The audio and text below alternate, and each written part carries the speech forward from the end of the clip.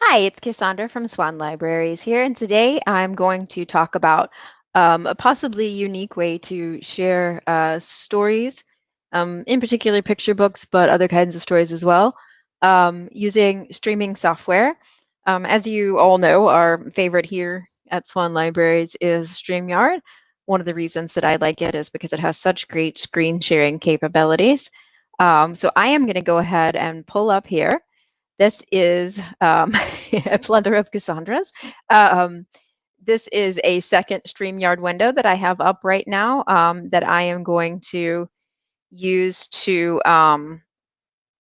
show you what I am doing there. So I'm going to switch to just displaying my StreamYard screen. So, and then I need to actually open the browser with that on it. Give me just a moment. It's very confusing when you're streaming StreamYard. There we go. All right. So in order to read a story in Storytime, you could, of course, do what a lot of you have been doing, which is you sit in front of a camera, you take your book, and you hold it up next to you and read it just like you do in Storytime, right? Which is fine, although it is somewhat difficult to see the pictures. It gets a little confusing too for me anyway, because the camera movement doesn't mirror. And then I get confused about which direction I need to move the book when I want to show it off. So one possible solution for this, and I don't pretend to know all of the legal ramifications, but most of us have access to services that will do a digital version of a picture book.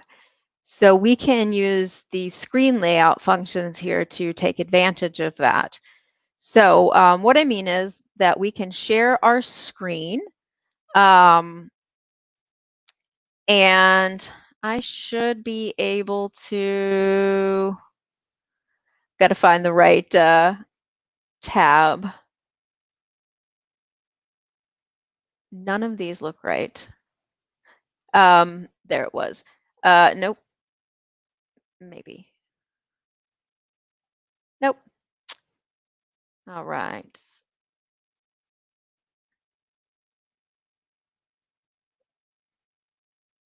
Pardon me for this. I am going to find, if I need to, I'll just put it on a separate screen and make my life easier. There it is. So I am sharing my screen that has the book that I'm reading pulled up on it. And we can do it, of course, a couple of ways, because we can, as you can see, it sort of defaults to this view where the book is large. If I kind of want to put a little more emphasis on me and my reading and my facial expressions, I can do it that way. And then once I pull up the book on my browser, I can just thumb through it and read it as if I'm reading it in a story time, and everyone will be able to see the pages. I've got this one checked out right now through Overdrive, because that's where this one was available. However, there is there are also, if you're familiar with Tumble Books, Tumble Books is pretty cool because it has this huge repertoire of picture books that pull up pretty nicely. Those were all audio, so I was having trouble with those.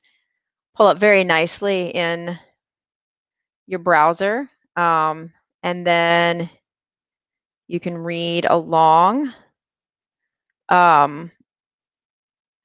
I was looking at the wrong kind of book. Another thing that you could do, and I did want to discuss this, is there's been a lot of focus, obviously, on reading picture books, but it may be possible, and you may consider this method for reading through and maybe doing a shared reading of a chapter book.